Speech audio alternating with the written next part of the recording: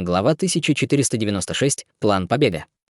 Выражение лица фигуры в малиновой мантии изменилось при виде гигантского клинка. Из его тела вырвался ослепительный багровый свет, готовясь раскрыть другую способность. Однако прямо в этот момент 5 гигантских клинков внезапно повернулись наружу и исчезли на месте. В следующее мгновение они появились на краю облака кровавого тумана, излучая огромное давление пятицветного света.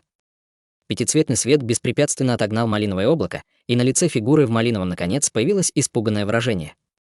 У него не было времени использовать какие-либо другие секретные техники, поэтому он мог только поспешно взмахнуть рукавами в воздухе, одновременно открыв рот. Небольшой лазурный щит, тонкая малиновая вуаль и круглая чаша вырвались наружу сразу. 3 сокровища излучали искрящийся свет, и было совершенно очевидно, что все они были необычайно могущественными сокровищами. Высвободившись, они превратились в 3 световых барьера разного цвета, защищая фигуру в малиновой мантии внутри.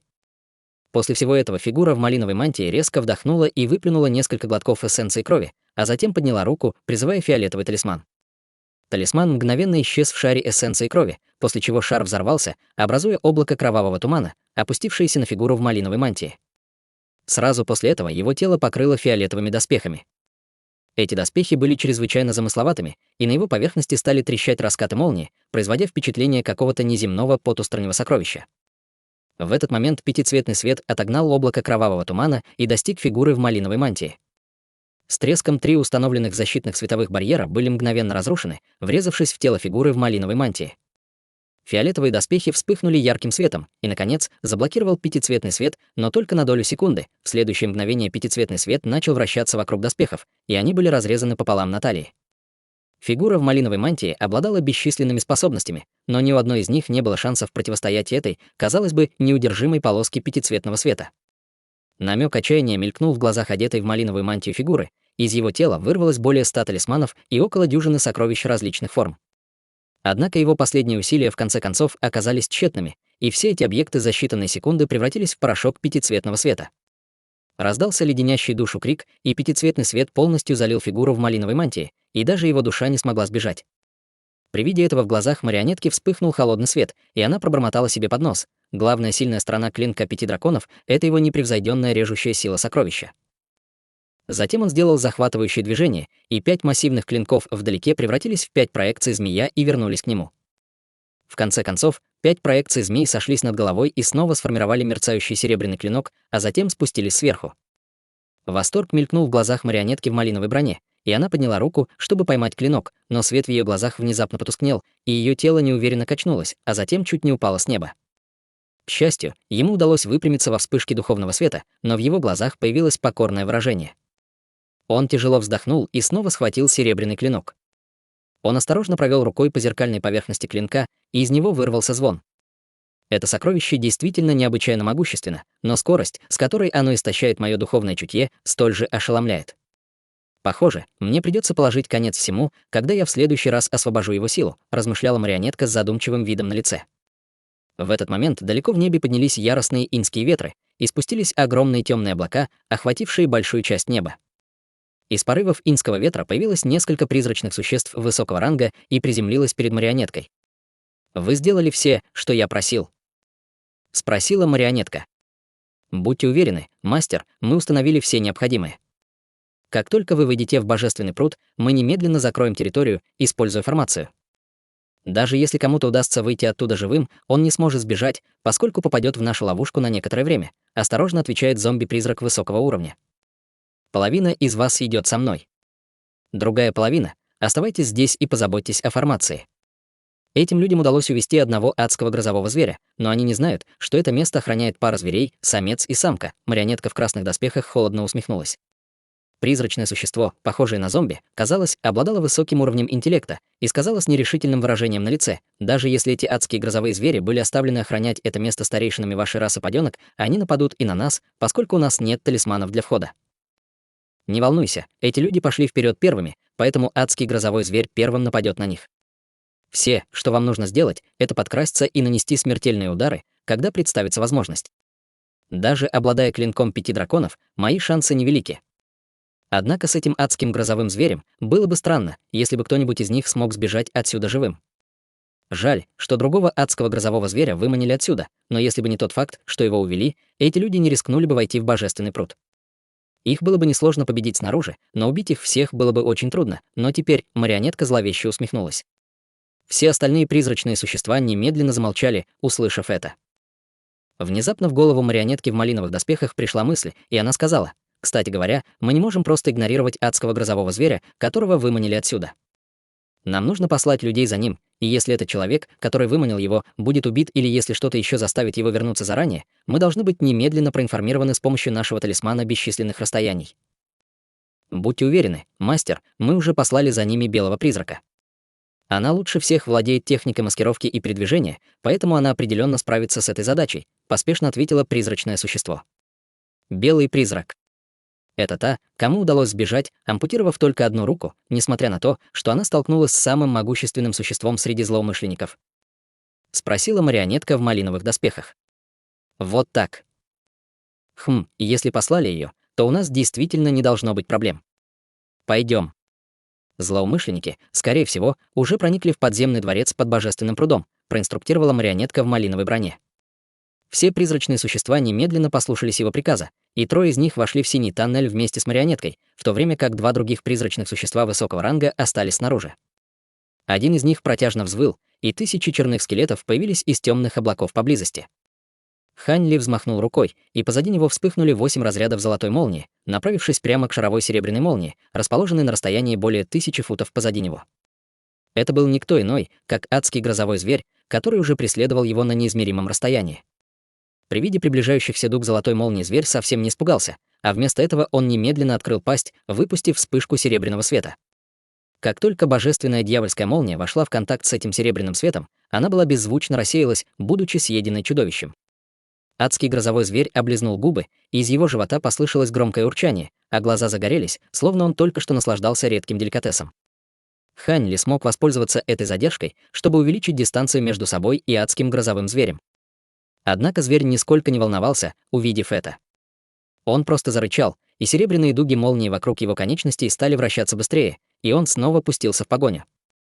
Хань Ли даже не нужно было оборачиваться, чтобы понять, что делает зверь, поскольку он делал это бесчисленное количество раз во время погони.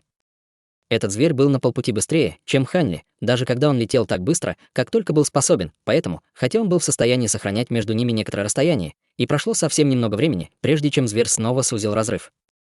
После этого он начнет атаковать его издалека. Вначале он выпускал изо рта поразительно мощные серебряные молнии. Тем не менее, Хань Ли защищал себя своей божественной дьявольской молнией, поэтому он мог легко справляться с этими атаками. Адский грозовой зверь сразу же прекратил выпускать молнии из пасти, увидев это, и вместо этого переключался на проекции лазурных когтей. Проекции лазурных когтей были размером примерно с человеческие руки, но вскоре после того, как покидали когти зверя, они увеличивались до размеров примерно 10 футов. Несколько из этих проекций, проносясь в воздухе, засасывали весь воздух в этой области, давая понять, что побег невозможен. Если бы не грозовые крылья Хань Ли, позволяющие ему комбинировать техники передвижения ветра и молнии в течение коротких периодов времени, он, скорее всего, уже был бы серьезно ранен этими проекциями когтей. Тем не менее, ситуация все еще была для него чрезвычайно опасной, и не так давно ему даже был нанесен скользящий удар проекции когтя, что чуть не привело к катастрофическим обстоятельствам. К счастью, всеохватывающий флаг, который подарила ему седовласая красавица, активировался в этом случае, выпустив гигантскую иньянскую проекцию, которая сводила на нет большую часть силы атаки. Несмотря на это, его доспехи были полностью уничтожены, и он получил несколько незначительных травм. Таким образом, Хань Ли, естественно, не осмелился позволять зверю приблизиться. Каждый раз, когда зверь подходил слишком близко, чтобы успокоиться, Хань Ли выпускал свою божественную дьявольскую молнию, чтобы остановить его преследование. Адский грозовой зверь, похоже, понял, что Хань Ли был постоянным источником божественной дьявольской молнии, поэтому не спешил его убивать, а просто преследовал его, играя со своей добычей. Прошел почти час, и Хань Ли уже вывел этого зверя из серых горных хребтов. Он был способен продержаться так долго только при условии, что он обладал гораздо большей магической силой, чем другие существа того же уровня культивации и был опытен в технике передвижения, и в его распоряжении было большое количество божественной дьявольской молнии. Если бы на его месте был другой культиватор стадии божественной трансформации или даже стадии пространственного закаливания, они, скорее всего, уже стали бы добычей этого зверя. Неудивительно, что Лю Цзу и другие не верили в его шансы на выживание. Чтобы нарушить ограничения на адской реке, Хань Ли уже израсходовал много своей божественной дьявольской молнии, и без большого запаса этой молнии Лю Цзу и другие, естественно, думали, что он долго не продержится. Хань Ли постоянно следил за адским грозовым зверем позади него, обдумывая способ сбежать, видя, что демонические монархи, скорее всего, уже прорвались через ограничения, и у них больше не было лишних возможностей, чтобы попытаться выследить его. У него определенно не было возможности сбежать от этого грозного демонического чудовища обычными методами. Единственное, на что он мог положиться, это на его молниеносные бусины, 2 новых талисмана и золотых прожорливых жуков. Первые 2 из этих 3 козырей были предметами одноразового использования, поэтому он планировал использовать их против демонических монархов, но использование золотых прожорливых жуков было чрезвычайно утомительным для его духовного чутья. Таким образом, он старался воздерживаться от их использования, если только он не окажется в действительно ужасной ситуации. Бесчисленные мысли пронеслись в голове Хань Ли, когда он пытался найти решение. Он не мог выпустить слишком много золотых прожорливых жуков, так как последствия бы его искалечили. Тем не менее, он мог попробовать выпустить всего несколько, чтобы помешать адскому грозному зверю позади него. Жукам не нужно было вредить зверю, все, что им нужно было сделать, это немного притормозить, чтобы он смог бы сбежать. В качестве меры предосторожности он мог использовать свои новые талисманы, чтобы помочь ему в этом процессе, тем самым еще больше увеличивая свои шансы на успех. После долгих и кропотливых размышлений Хань Ли, наконец, сумел разработать план действий, который был едва ли осуществимым. Он немедленно сделал глубокий вдох и вложил свое духовное чутье в браслет духовного зверя, спрятанный на его теле.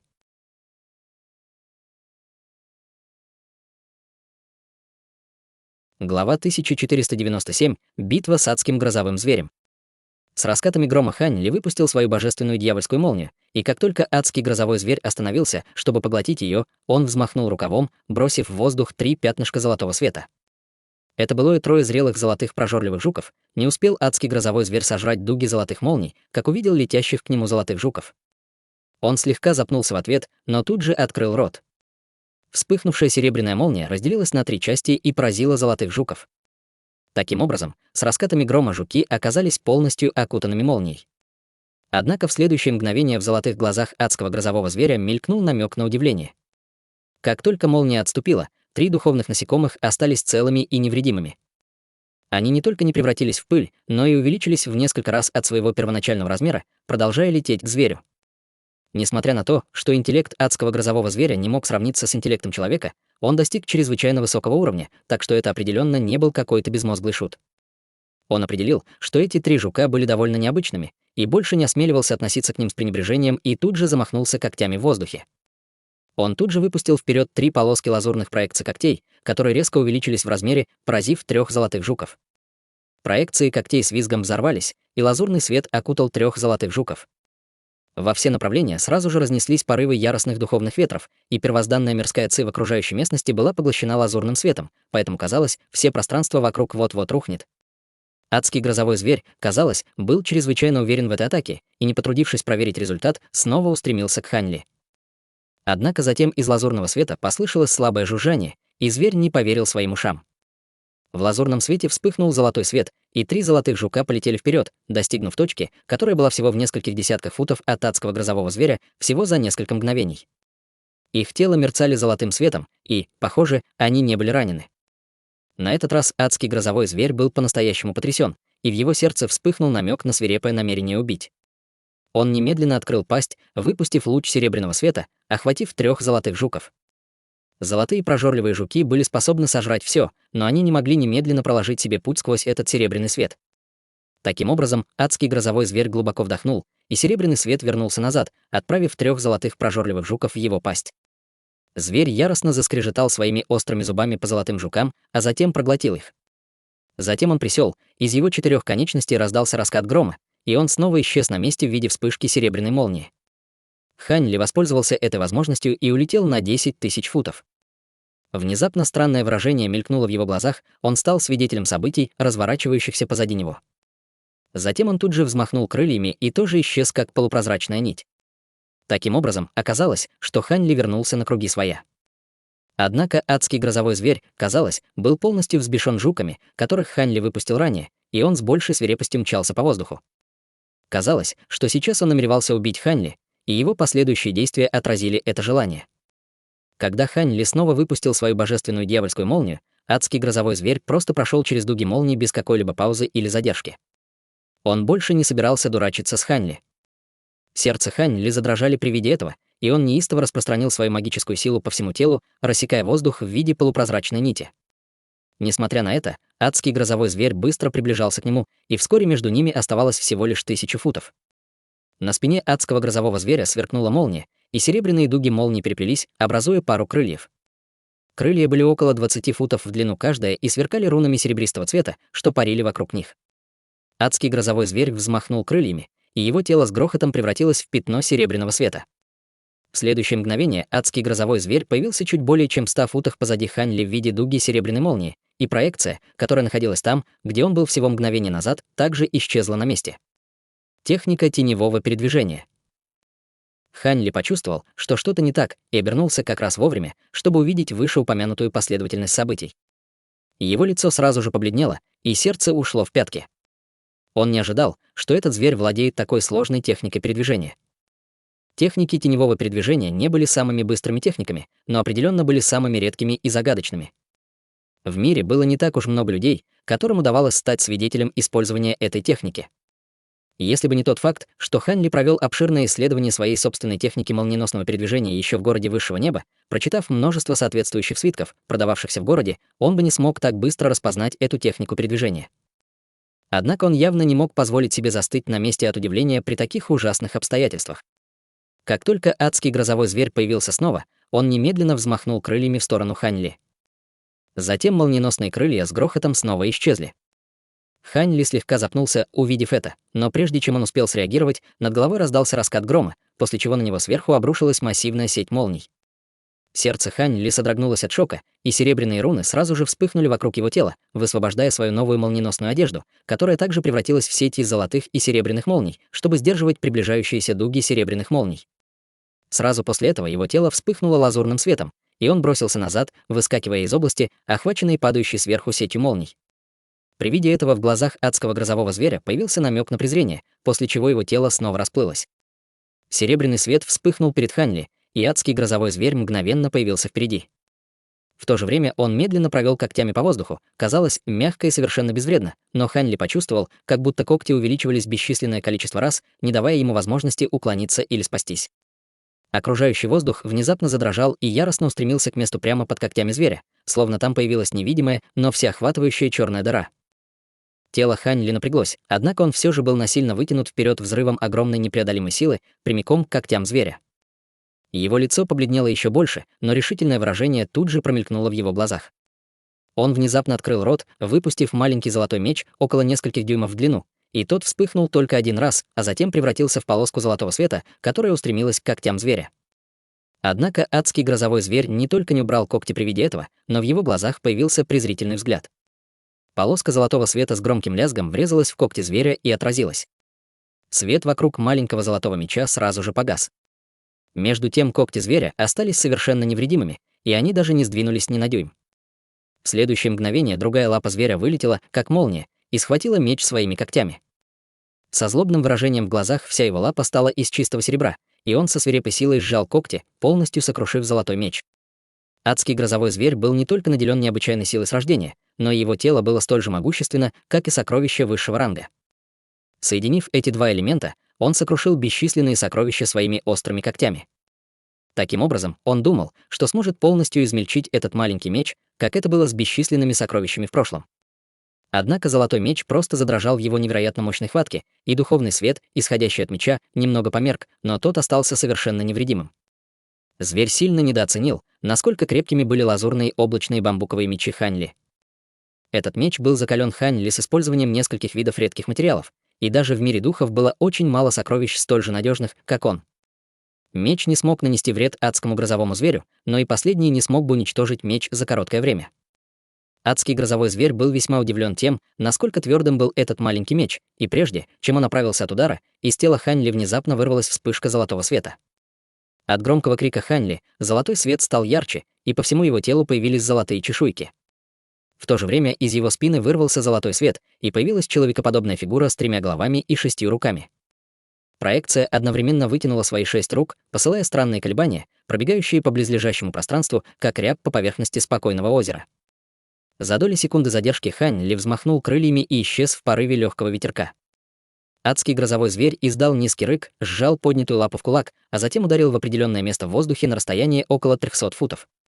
С грохотом в пространстве раздался взрыв невидимой силы, посылая невидимую ударную волну, распространяющуюся по воздуху во всех направлениях.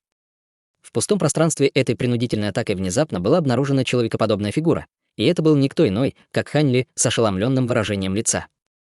Этот зверь легко свел на нет его технику телепортации, и его силы были для него просто невообразимы. Хань Ли сразу же выстрелил в ответ без всякой задержки, и в то же время он взмахнул рукавом, бросив в адского грозового зверя около дюжины лазурных бусин. Это были не что иное, как молниеносные бусины, которые он кропотливо изготавливал долгое время, израсходовав почти треть всего запаса за один присест, так что он определенно не смел шутить с ним. При виде этого на лице адского грозового зверя появился намек на презрение, и его тело снова расплылось, снова применив свою технику теневого передвижения, чтобы уклониться от этих приближающихся молниеносных бусин. Однако прямо в этот момент Хань Ли внезапно сделал печать заклинания руками, и адский грозовой зверь был поражен мучительной болью в животе, словно его ударили ножом изнутри. В результате он не смог использовать свою технику теневого передвижения, и эта задержка в доли секунды была тем, что потребовалось для того, чтобы молниеносные бусины достигли его. Адский грозовой зверь был полностью сбит с толку агонии его желудки, поэтому не обращал внимания на эти, казалось бы, невзрачные бусинки. Раздался громкий раскат грома, и он нерешительно создал барьер из серебряных молний, а затем поспешно проверил свое внутреннее состояние. Беспечность, с которой зверь справлялся с ситуацией, была именно тем, что ждал Хань Ли. Его глаза загорелись, и он без колебаний сделал еще одну печать заклинания. Около дюжины молниеносных бусин вспыхнули лазурным светом и одновременно взорвались по приказу Хань Ли. Изначально появилось всего около дюжины шаров лазурных молний, но затем они резко увеличились в размерах, провоцируя дюжину взрывов огромной силы элемента молнии. Облако молний размером в несколько акров появилось в одно мгновение, застигнув адского грозового зверя врасплох и окутав все тело зверя. Посреди раскатов грома яростно вспыхнула молния, и из облака молний вырвался яростный рев. Зверь от природы умел пожирать молнии, но эта атака обладала силой, эквивалентной силе нескольких культиваторов интеграции тела, атакующих одновременно, поэтому он, естественно, не мог поглотить такую огромную и изменчивую силу. Более того, Хань Ли изо всех сил подгонял своих золотых прожорливых жуков, чтобы они съели этого зверя, тем самым сильно ослабляя его в агонии, и он мог противостоять силе молниеносных бусин только своим телом. Облако молний в небе продемонстрировало мощь лазурных небесных молний, и когда дуги лазурных молний вспыхнули среди оглушительных раскатов грома, они были слышны даже на расстоянии почти 100 километров.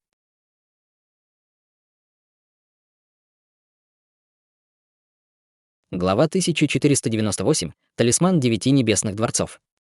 Между тем Хань Ли не собирался стоять на месте без дела. Он одновременно взмахнул обоими рукавами, выпустив вперед несколько талисманов, закруживших в воздухе, мерцая серебряными рунами. Хань Ли одновременно призвал 108 этих загадочных талисманов. Затем он сделал печать заклинания руками и быстро указал пальцами на грозовые облака внизу с серьезным выражением на лице. Талисманы мгновенно превратились в 108 полос серебряного света, которые исчезли прямо перед Хань Ли. В следующее мгновение серебряный свет вспыхнул над гигантским облаком молний, и снова появились серебряные руны. Они взлетели в воздух, образовав странную диаграмму, охватывающую все грозовое облако внизу. Хань Ли сделал печать заклинания, и все талисманы взорвались в унисон, создав массивную серебряную световую формацию. Внутри формации возникла проекция Большого дворца в виде миража, как если бы она на самом деле не была частью этого мира. Дворец сиял серебряным светом, и над ним плясали бесчисленные руны. При этом звучала небесная музыка, пленившая слушателя своей восхитительной красотой. Однако, как только слушатель пытался прислушаться к музыке, она внезапно исчезала. Хань Ли пришел в восторг от созерцания формации и поспешно сделал печать заклинания, медленно спустив ее на формацию. Прямо в этот момент из облака молнии раздался громовой рев. После нескольких сокрушительных раскатов грома лазурное молниеносное облако задрожало, и несколько дуг молний, толщиной с резервуара с водой, прорвались сквозь него. Огромные молнии кружили в облаке молний, как серия грозных гигантских драконов, и все облако молний было уничтожено в считанные секунды. Как только облако молний было уничтожено, дуги молнии также исчезли, и адский грозовой зверь снова появился на расстоянии. В этот момент зверь находился в крайне плачевном состоянии. Мало того, что его чешуя стала тусклой и бесцветной, части его тела, не покрытые чешуей, были полностью обугленными. Лишь единственный рог на его голове все еще мерцал серебряным светом, и вокруг него вращались тонкие электрические дуги. Эти толстые серебряные молнии явно были выпущены никем иным, как этим рогом. Еще более удивительным было то, что как только зверь показался, он немедленно открыл пасть, выпустив вспышку багрового света, внутри которой можно было увидеть 3 мигающих пятнышка золотого света. Эти 3 пятнышка света издавали слабый жужжащий звук, и это были не что иное, как золотые прожорливые жуки. Они были вытеснены из тела зверя его огромной магической силой. При виде этого по спине Хань Ли пробежала дрожь. После того, как зверь проглотил жуков, Хань Ли был вне себя от радости, и в результате в его голове появилась мысль, что он сможет убить этого зверя. Но, увидев развернувшуюся сцену, он понял, насколько он заблуждался. Таким образом, он немедленно отказался от любого намерения убить этого зверя. Хань Ли посмотрел вниз и обнаружил, что его лазурный облачный бамбуковый меч парил под одной из лап адского грозового зверя, мерцая слабым золотым светом. Было совершенно ясно, что адский грозовой зверь уронил меч, так как был слишком занят борьбой с атаками золотых прожорливых жуков и облака молний. В любом случае, похоже, что меч не представлял для него никакой угрозы, поэтому не было необходимости обращать на него внимание. В этот момент адский грозовой зверь пристально смотрел на Хань Ли с яростью и свирепостью в глазах. Только что выдержав эти разрушительные атаки, он хотел разорвать Хань Ли голыми когтями. Однако Хань Ли определенно не собирался стоять и ждать этого. Он взмахнул рукой, и 3 золотых прожорливых жука появились из малинового света и полетели обратно к нему. Маленький золотой меч также задрожал и внезапно исчез на месте. Во вспышке золотого света маленький меч снова появился рядом с Хань Ли, а затем бесследно исчез в его рукаве.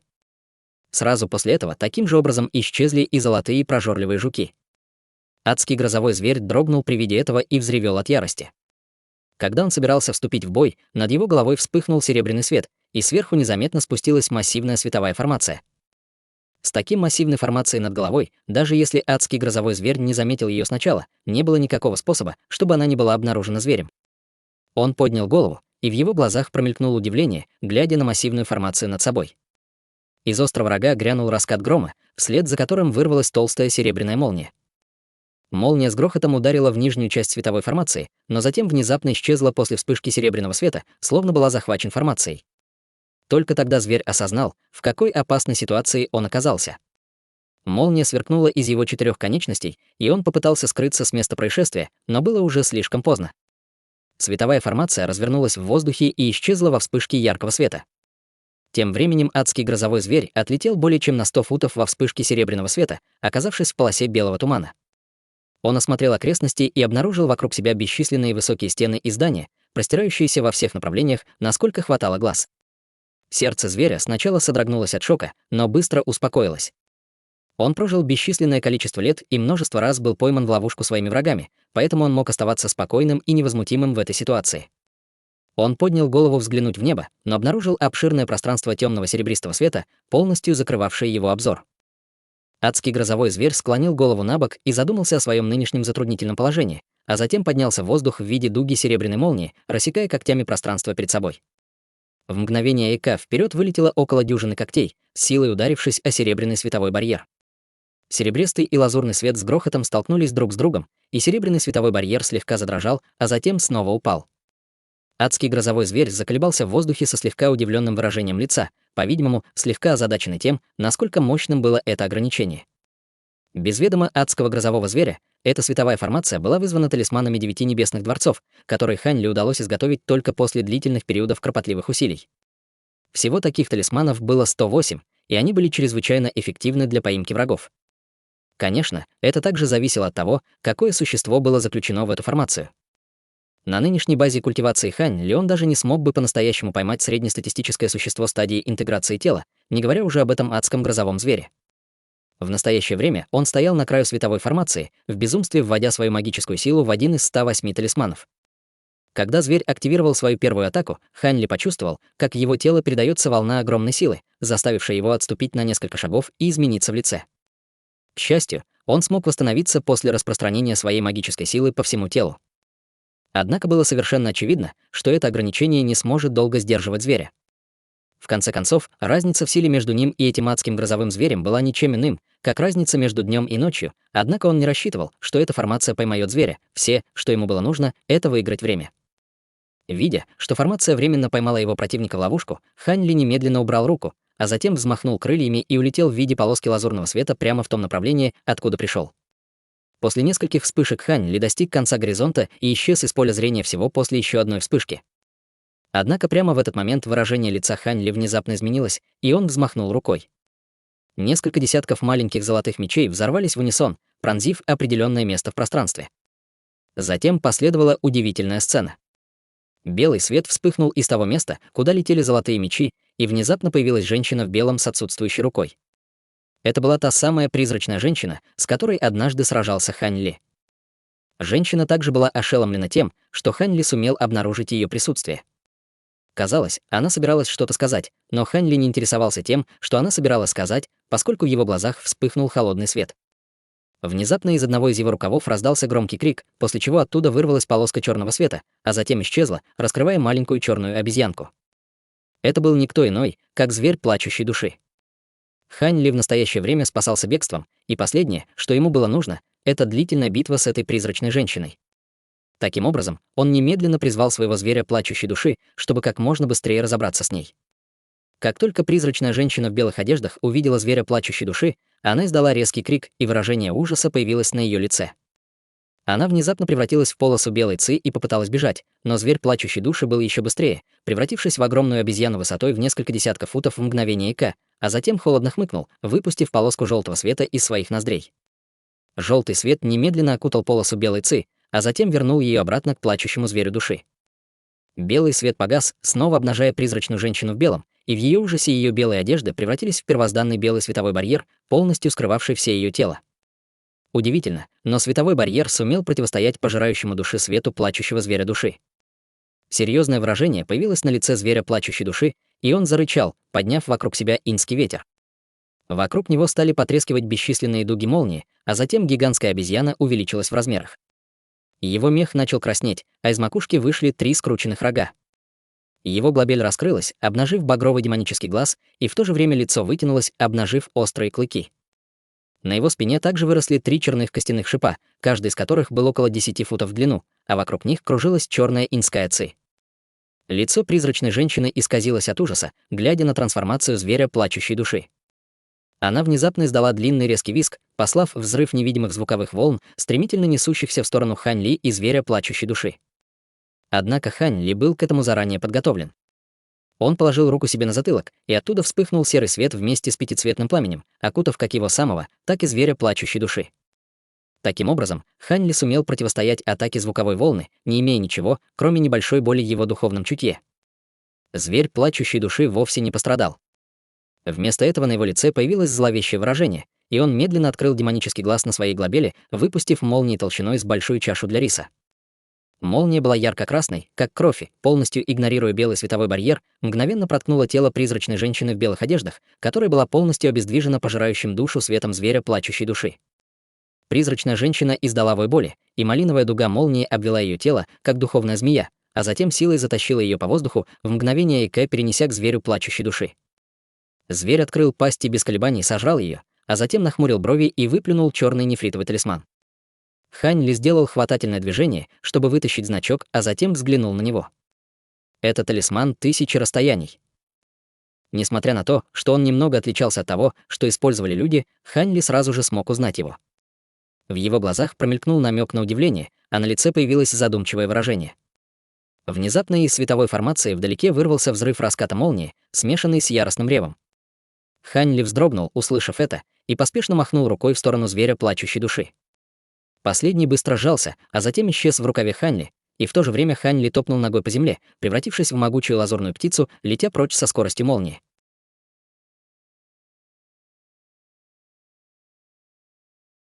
Глава 1499. Талисманы первозданной брони.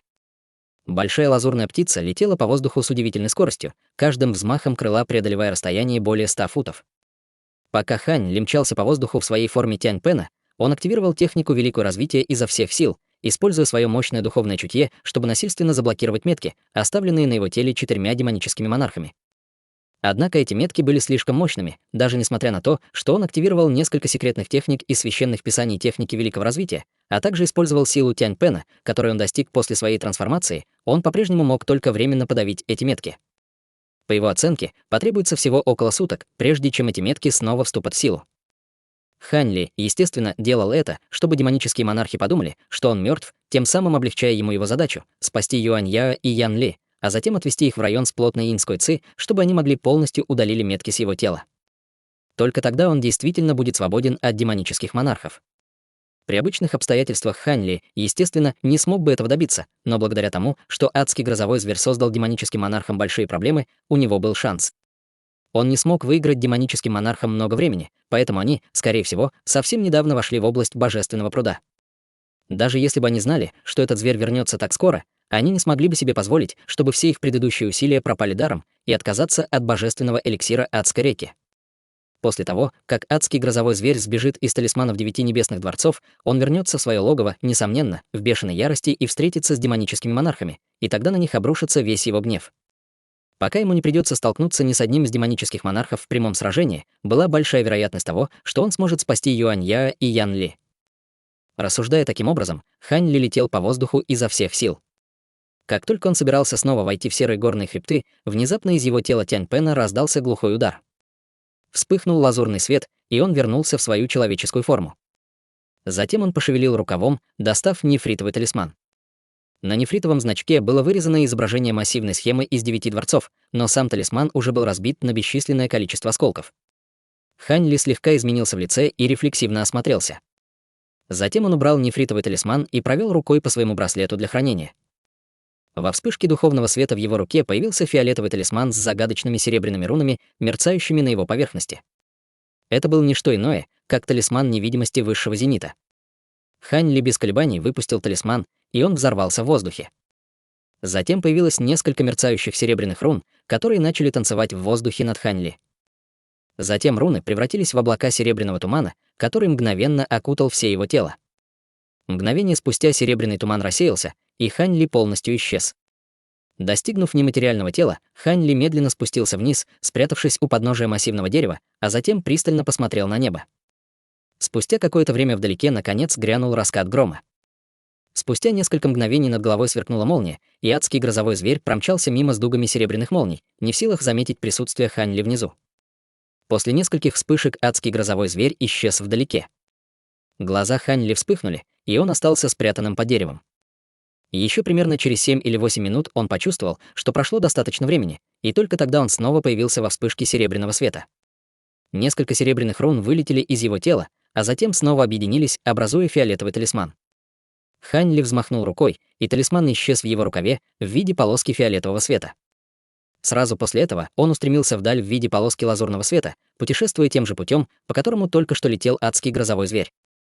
Вскоре после этого Хань Ли вернулся к черному световому барьеру, с которого он изначально вышел. Лазурный свет вокруг него погас, и он завис в воздухе, осматривая ситуацию внизу. Внезапно он изменился в лице. В воздухе стоял едкий запах дыма, а на земле внизу валялись тысячи наборов призрачных останков, большинство из которых были обуглены черным. Казалось, что это место было разрушено молнией, и в воздухе клубились инские ветры, а также остаточные колебания от чрезвычайно мощного ограничения. Казалось, что ограничение было насильственно снято после того, как оно было активировано только наполовину. При виде этого в его глазах промелькнуло удивление и недоумение. Он, естественно, не подозревал, что марионетка в красных доспехах и ее подчиненные прибыли в это место после его ухода. После того, как зверь плачущей души сожрал призрачную женщину в белых одеждах, эти призрачные существа совершенно не подозревали, что адский грозовой зверь был уже в пути назад. Таким образом, у них не было времени что-либо предпринять, и они, естественно, были уничтожены разъяренным зверем. Если бы марионетка в красных доспехах узнала о том, что все ее подчиненные снаружи были убиты, она определенно впала бы в бешенство. Если бы призрачная женщина в белых одеждах использовала талисман тысячи расстояний, чтобы сообщить всем о возвращении адского грозового зверя, тогда все призрачные существа могли бы спрятаться, пока зверь не пройдет, а затем продолжили бы устанавливать свою формацию. Вот почему марионетка попросила своих подчиненных использовать призрачное существо высокого ранга для отслеживания Хань Ли и адского грозового зверя, но она никогда бы не подумала, что Хань Ли полностью разрушит ее планы. Хань Ли кружил в воздухе на малых высотах и не обнаружил никаких живых призрачных существ поблизости. Он не знал, все ли они были уничтожены адским грозовым зверем или выжившие скрылись с места происшествия. Однако он не стал углубляться в этот вопрос, а просто перевел свой взгляд на мерцающий синий коридор и начал гладить подбородок с задумчивым выражением лица. Внезапно он взмахнул рукавом, выпустив стопку серебряных талисманов, и это был еще один набор талисмана 9 небесных дворцов. Из-за сложности в изготовлении этих талисманов у Хань Ли было всего 2 набора. Он уже использовал один, так что это, естественно, был его последний набор. Хань Ли сделал печать заклинания и наложил серию заклинаний на стопку талисманов. Произошла невероятная сцена. Серебряные талисманы ворвались в проход по велению Хань Ли, а затем растворились в воздухе. Казалось, что Хань Ли применил какую-то секретную технику, чтобы скрыть эти талисманы. Затем Хань Ли убрал ручную печать и стал оценивать место, где были спрятаны талисманы, своими глазами духовного прозрения. После он кивнул с довольным выражением лица в ответ на увиденное. Тогда ему в голову пришла мысль, и он перевернул ладонь, выпустив еще 2 серебряных талисмана. Однако эти талисманы сильно отличались от талисмана 9 небесных дворцов. На этих талисманах не было никаких рун, но на каждом талисмане была изображена слабая человекоподобная фигура. Черты лица обеих фигур были довольно нечеткими, но их золотые доспехи были изображены довольно четко. Одна из человекоподобных фигур держала в руках золотое копье, а другая держала в руках двойные сабли. Но более странным было, что обе эти фигуры передвигались на талисманах и время от времени размахивали оружием, словно живые. Как только Хань Ли вызвал эти 2 талисмана, он потер руки вместе, и талисманы взорвались с глухими ударами во вспышках серебряного света. В следующее мгновение в серебряном свете появились 2 золотые проекции, устремившиеся вниз и растворившиеся в земле, слившись с тенью Хань Ли. Хань Ли парил не очень высоко в небе, но его тень на земле все еще была очень слабой. Но даже в этом случае 2 золотых луча все еще смогли бесследно скрыться в его тени. Это были не что иное, как талисманы первозданных доспехов, которые Хань Ли изготовил в соответствии с техникой, описанной на той половине страницы золотого нефритового тома. Он изготовил только 3 талисмана, но использовал 2 из них здесь, тем самым давая достаточное представление о том, насколько серьезно он относился к этой операции. Неудивительно, что так оно и было. В конце концов, все существа внутри барьера черного света были устрашающими существами на стадии интеграции тела или выше. Он не смог бы победить ни одного из них, поэтому ему пришлось подготовиться как можно тщательнее. После использования 2 талисманов первозданной брони, Хань Ли все еще не чувствовал себя в безопасности. Он открыл рот и выплюнул шар серебряного пламени, который затем превратился в поглотившего небесное пламя духа. Затем он поднял руку и выпустил около дюжины лазурных молниеносных бусин, которые в следующее мгновение были проглочены птицей. Сразу после этого огненный ворон взлетел на массивное дерево поблизости и скрылся из виду. После всего этого Хань Ли выдохнул и, собравшись силами, поднял руку, снова призвав талисман невидимости. Талисман взорвался, и его тело приняло нематериальную форму, беззвучно паря в воздухе синего коридора. Пройдя через черный световой барьер, Хань Ли огляделся вокруг и тут же нахмурил брови. Местность вокруг него была чрезвычайно темной, и было только несколько лазурных скал, расположенных на неопределенном расстоянии, которые светились слабым светом, заставляя Хань Ли чувствовать себя так, будто он снова вернулся в призрачный мир. Однако благодаря его глазам духовного прозрения тьма, естественно, не беспокоила его. Хань Ли слегка прищурился, и все вокруг стало ясно как день. Окрестности выглядели чрезвычайно мрачными и пустынными, на земле ничего не было, кроме нескольких камней разного размера. Вокруг не было даже высоких деревьев, а редкие участки растительности представляли собой сплошь низкие кусты и траву. Хань Ли сделал несколько вдохов и обнаружил, что духовная ци в окрестностях была довольно обильной и богатой, отчего он почувствовал растерянность. Однако он не собирался оставаться в этом месте, чтобы слишком долго обдумывать ситуацию. Вместо этого он продолжил свой путь, углубляясь в эту неизведанную землю. Хотя он не знал, где находится этот так называемый божественный пруд, он определенно не мог ошибиться, направившись к центру ограничения. Даже после принятия нематериального тела Хань Ли все еще путешествовал довольно быстро, преодолевая расстояние около 10 километров в мгновение ика. Обнаружив здание впереди, похожее на дворец, глаза Хань Ли тут же загорелись от радости. Здание было всего несколько сотен футов высотой и, казалось, было построено из обычных грубых каменных блоков.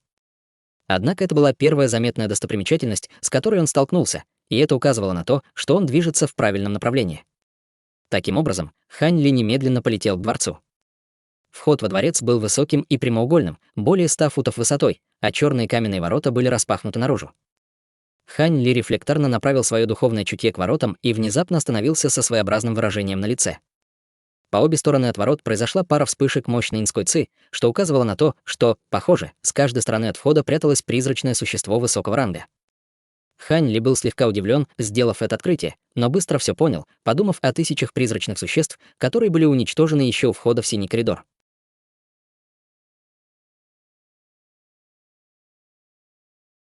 Глава 1500. Божественный эликсир адской реки. Тем не менее, Хань Ли не хотел, чтобы какие-либо непредвиденные обстоятельства мешали его планам, поэтому он сразу же решил убить этих призраков и направил свое духовное чутье в браслет для хранения духовного зверя.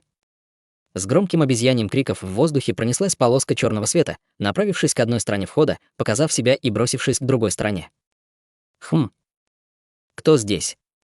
По обе стороны от входа во дворец раздались два крика удивления. С одного конца поднялись порывы инского ветра, и появился массивный двуглавый скелет.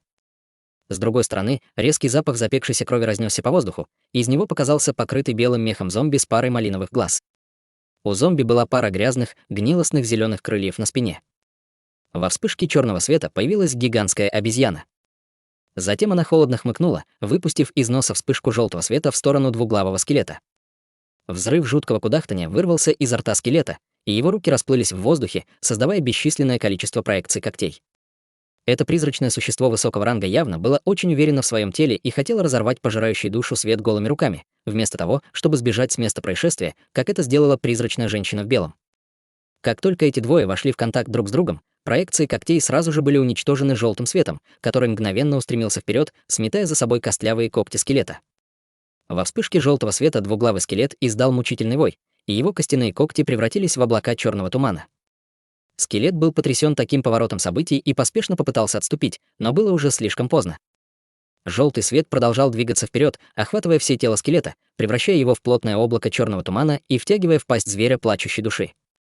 Затем зверь испустил крик восторга и повернулся к Ханли, увидев, как он парит над белошерстным зомби, указывая пальцем на гору эссенции божественного света. Гора увеличилась до более чем 100 футов в размерах и захватила призрачное существо внизу. Между тем, появились две проекции в золотых доспехах, и обе они вытащили оружие, чтобы атаковать зомби. Одна из них держала копье, по всей длине которого вспыхивали дуги золотых молний, и копье пробило сердце зомби, оставив обугленную рану. Как только парные сабли были воткнуты в спину зомби, на их поверхности вспыхнул слой белого света, и отвратительные крылья зомби были покрыты прозрачным льдом. Хань Ли не стал приказывать проекциям убить это призрачное существо. Вместо этого он указал на зверя плачущей души. Зверь плачущей души слегка дрогнул и подпрыгнул в воздух с восторженным выражением на лице, быстро приземлившись рядом с Хань Ли. Он снова выпустил свой пожирающий душу свет из носа, превратив зомби в инскую ци и поглотив его, а затем с ликованием стукнул себя в грудь. Эти двое были могущественными призрачными существами, культивировавшими в адской реке бесчисленное количество лет, так что они определенно были редким деликатесом для зверя плачущей души. Хань Ли улыбнулся при виде радостного зверя плачущей души, и в его голове внезапно зародился план. Он внимательно осмотрел зверя плачущей души и передал ему инструкции. Зверь плачущей души выслушал с широко раскрытыми глазами и решительно кивнул. Черный свет вспыхнул от всего его тела, и он превратился в демонического зверя с единственным рогом на голове и дугами молний, вращающимися вокруг его конечностей. Это было точное изображение адского грозового зверя, который чуть не догнал Хань Ли ранее, за исключением того, что он был немного меньше по размеру. При виде этого Хань Ли кивнул с довольной улыбкой и махнул рукой в сторону адского грозового зверя. Зверь сразу же уменьшился до нескольких дюймов в размерах и исчез в его рукаве. Затем он снова вытащил свой талисман невидимости, чтобы спрятаться, и вошел через ворота дворца. Дворец состоял из главного зала с меньшим залом сбоку, а Хань Ли вошел прямо в большой главный зал. Зал был очень чистым и пустым, если не считать около дюжины толстых каменных колонн. Однако Хань Ли, не обращая внимания на все это, пристально смотрел на маленькую дыру, сверкающую белым светом в центре зала. Он медленно подошел к этой дыре, а затем заглянул в нее и обнаружил, что это был гладкий круглый туннель, ведущий вниз под наклоном, и не было видно ни лестниц, ни ступенек. Более того, Хань Ли мог видеть только обширное пространство слабого белого света внутри туннеля, тем самым не давая ему увидеть то, что лежало на дне. После недолгого размышления Хань Ли медленно поплыл по этому туннелю. По пути он обнаружил, что этот туннель был чрезвычайно глубоким, даже после спуска на высоту более 10 тысяч футов конца не было видно.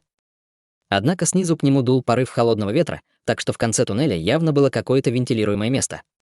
Спустившись еще на несколько тысяч футов, выражение лица Хань Ли немного изменилось, поскольку он мог слышать нечеткие звуки раскатов грома и звериный рев, а также периодические удары землетрясения, от которых каменные стены туннеля вокруг него ходили ходуном. Хань Ли начал замедлять спуск, высвобождая свое духовное чутье, чтобы оценить ситуацию впереди. Спустя несколько мгновений внизу появилась пелена пронизывающего белого света, и он достиг выхода. Пройдя по местности своим духовным чутьем, он обнаружил, что там ничего нет. Это открытие успокоило его, и он беззвучно приземлился на землю внизу, а затем быстро прошел сквозь белую пелену света.